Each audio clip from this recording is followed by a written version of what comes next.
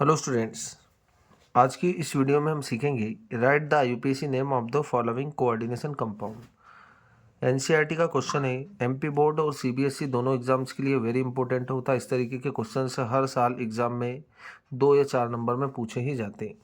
तो कंपाउंड का नेम हमें बनाना है। अब कंपाउंड का नेम बनाना है तो जनरल इंट्रोडक्शन या जनरल इन्फॉर्मेशन आपको पता होनी चाहिए इसके बारे में। यहाँ पर जो आपके पास सी ओ है, इसे अपन बोलते हैं सेंट्रल मेटल एटम, है ना। ये सेंट्रल मेटल एटम है, ये लिगेंड है NH3। ये 6 जो दिख रहा है आपको, इसे हम बोलते हैं कोऑर्डिनेशन नंबर। मतलब जो सेंट्रल मेटल एटम होगा उससे जितने लिगेंड जुड़े रहेंगे ना, उन नंबर्स को हम बोलेंगे क्या, कोऑर्डिनेशन नंबर।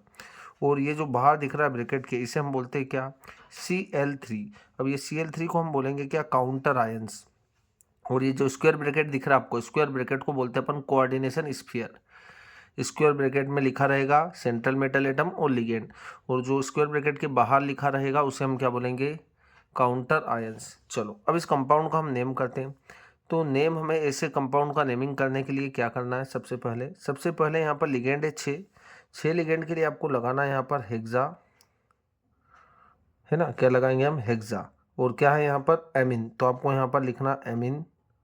अमोनिया को आप बोलते हैं एमिन, हेक्सा एमिन। फिर आएगा सेंट्रल मेटल एटम का नेम, यहाँ पर होगा कोबाल्ट, ठीक है। फिर इसकी ऑक्सीडेशन स्टेट जो कि आपको रोमन नंबर में लिखना है, तो वो हम यहाँ पर लिखेंगे। और उसके बाद जो Cl3 जुड़ा है, तो आपको यहाँ पर लिख देना है क्लोराइड, ठीक है। अब इसका ऑक्सीडेशन नंबर हम किस तरीके से निकालेंगे वो भी यहाँ पर कैलकुलेट करते हैं।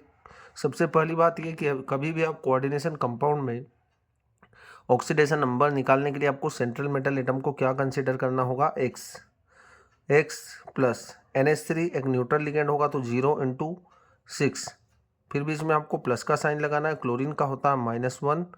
कितने क्लोरीन है यहाँ पर, 3, तो आपको 3 लगा देना। इक्वल में लगा देना 0।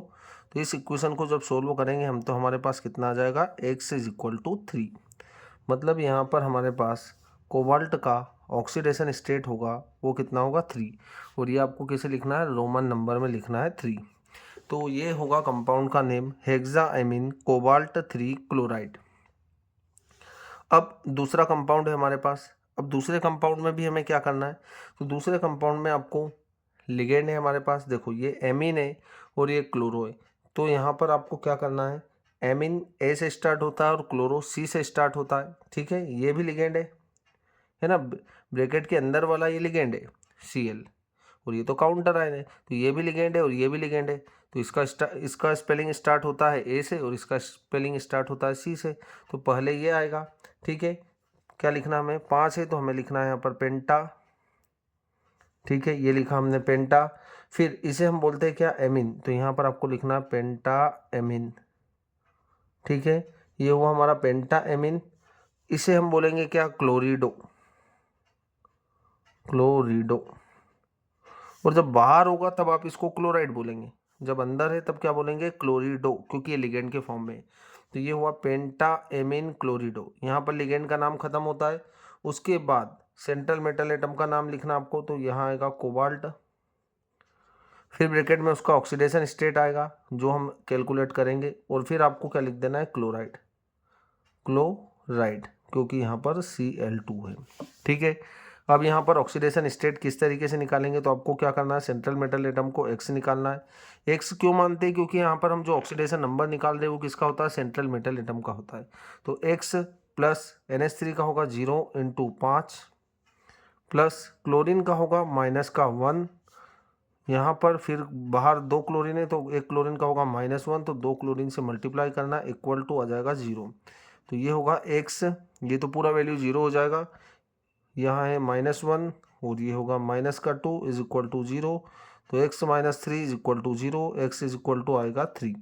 मतलब यहाँ पर भी कोबाल्ट का ऑक्सीडेशन स्टेट कितना आ रहा है, 3 आ रहा है, ठीक है। तो ये इस तरीके से नेमिंग की जाएगी। अगला कंपाउंड है हमारे पास, थर्ड कंपाउंड K3FeCN6। अब इस कंपाउंड में आपको लिगेंड का नाम पहले नहीं देना है, क्योंकि यहाँ पर पोटेशियम दिख रहा है। जब भी आपको देखना है ब्रैकेट के इस साइड को स्पीसीज होगी, उसका नाम आपको पहले देना है। इस साइड मतलब लेफ्ट हैंड साइड।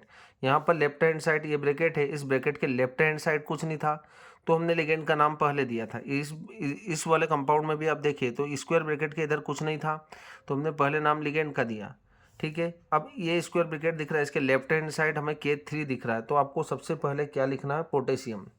ठीक है, इसका नाम लिखना है क्या, पोटेशियम। तो ये लिखा हमने पोटेशियम। फिर आपको लिगेंड का नाम देना है। कितना लिगेंड है यहाँ पर, 6, तो यहाँ पर हमें लिखना है क्या, हेक्सा। इसे बोला जाता है साइनो। क्या बोला जाता है, साइनो। CN को बोलते हैं अपन साइनो। और आयरन को आपको क्या बोलना है, अब आयरन नहीं बोलना आपको, अब आपको बोलना है क्या, फेरेट। क्या बोलेंगे आप, फेरेट। तो यहाँ पर लिख देंगे हम फेरेट। इसकी ऑक्सीडेशन स्टेट कितनी आएगी वो हम कैलकुलेट करेंगे। तो यहाँ पर होगा, देखो आपको किसका निकालना है यहाँ पर, आयरन का। तो यहाँ पर पोटेशियम पहले ग्रुप का है, तो 1 × 3 प्लस एक्स प्लस साइनाइड पर होता माइनस का 1 × 6। कोई चार्ज नहीं है कंपाउंड के ऊपर, तो आपको इक्वल में लगा देना 0। इस इक्वेशन को सोल्व करेंगे तो हमारे पास आ जाएगा x = 3। तो यहाँ पर हमें लगा देना है 3। ठीक है, इस तरीके से नेमिंग की जाएगी।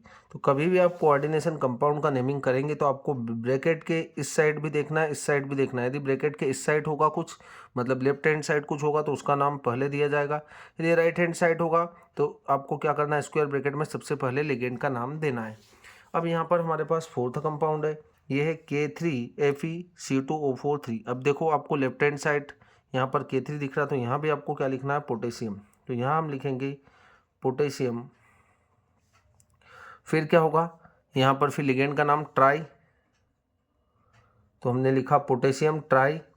अब ये जो कंपाउंड है C2O4, इसे बोला जाता है क्या, ऑक्जेलेट। तो यहाँ पर आपको लिखना है क्या, ऑक्जेलेटो। ठीक है, ऑक्जेलेटो।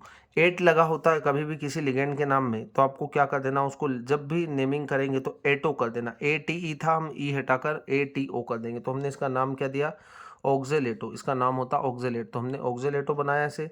फिर यहाँ पर जो आयरन है, उस आयरन में आपको क्या लिखना है, तो फेरेट लिखना है।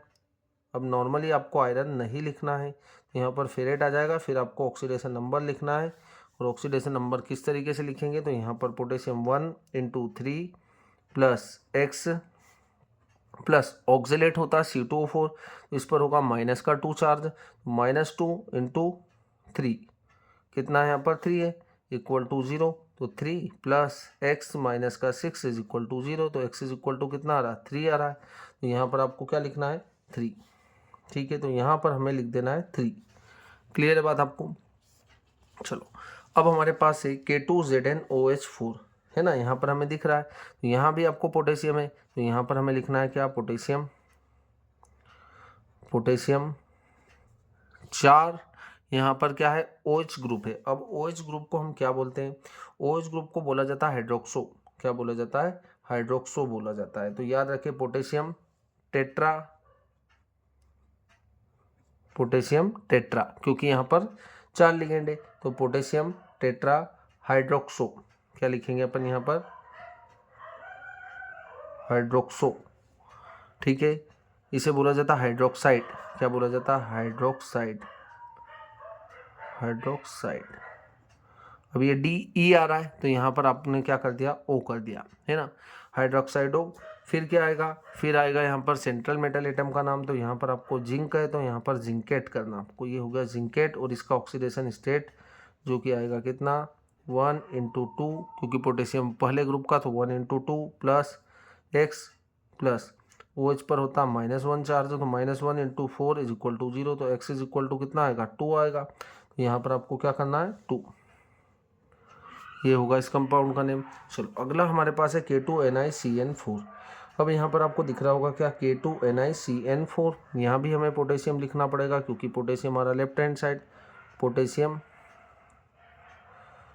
फिर 4 साइनाइड आयन है, तो आपको यहाँ पर लगाना है टेट्रा। ठीक है, टेट्रा के बाद हमें यहाँ लगाना साइनो, साइनो। ठीक है, उसके बाद आएगा हमारे पास निकलेट। क्या जाएगा, निकलेट। सेंट्रल मेटल एटम के साथ ATE लगा देना आपको।